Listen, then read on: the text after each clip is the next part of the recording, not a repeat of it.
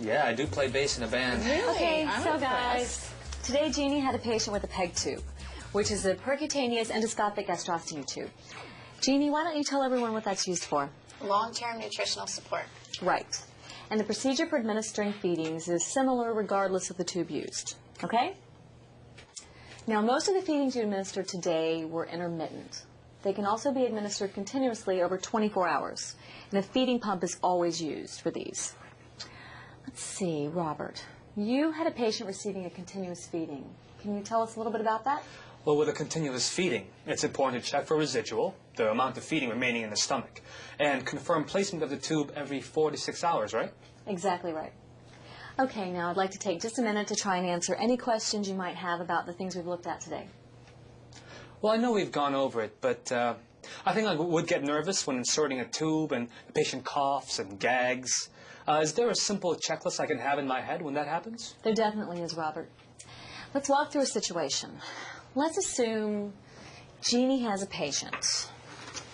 You're inserting a nasogastric tube into your patient. You've inserted it into her nose and have just asked her to start swallowing the water to advance the tube. As you advance the tube, the patient begins to cough and choke.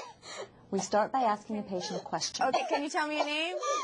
Okay, I'll Why type is that that? out. Well, we want to assess the patient's ability to make sounds with an answer. If the patient coughs, gasps, is unable to speak, or becomes cyanotic, you'd remove the tube. Okay, good. Now, what would these signs indicate, Jeannie? It would indicate that the tube is in the patient's airway and not the esophagus. And once you've removed the tube, assess the patient's respiratory status and check her vital signs. Right, and allow her ample time to recover. Exactly. And if the symptoms continue after the tube is removed, notify the primary care provider. Now, what happens after the patient recovers? Well, I would try to insert the tube in the other nostril, unless it was contraindicated. What position should the patient be in? The patient should be in a high Fowler's position, unless it's not possible. And her head position? Well, once the tube reached the pharynx, I would instruct the patient to put her chin to her chest. Okay, very good. Now remember to advance the tube while the patient is swallowing and to pause when the patient breathes. If you have any more problems, stop, remove the tube, and contact the physician, okay? Okay. Sounds good. All right, have any of you had to deal with something unexpected with NG tubes? I did not too long ago. My patient had a nasogastric tube connected to suction for stomach decompression.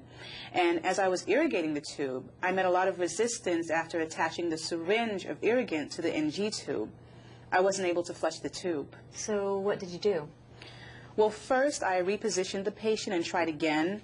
I knew that sometimes the patient's position pushes the end of the tube against the stomach wall. Very good. And then what? After that, I still met resistance.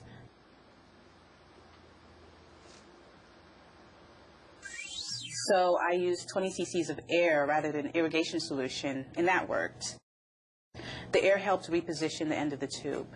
What about the patient? I assessed the patient for other symptoms such as nausea, vomiting, feeling of gastric fullness or abdominal distension, but everything was fine. Very good. Now remember to notify the primary care provider if repeated attempts to irrigate the tube fail. Okay. Any questions? Then well done today. Okay, thank you. Thanks a lot. See you guys tomorrow. All right, See you later. thank you. So does it work? The music, does it work for you? Yeah, it does. Really? Can I borrow it? Because I want to Sure. study tonight. I want to try it out. Well, I've got plenty at home, so it's all right. Okay. Thank you. Here you go. All right, I'll give it back. Too slow. I'll give it back to you tomorrow. All right.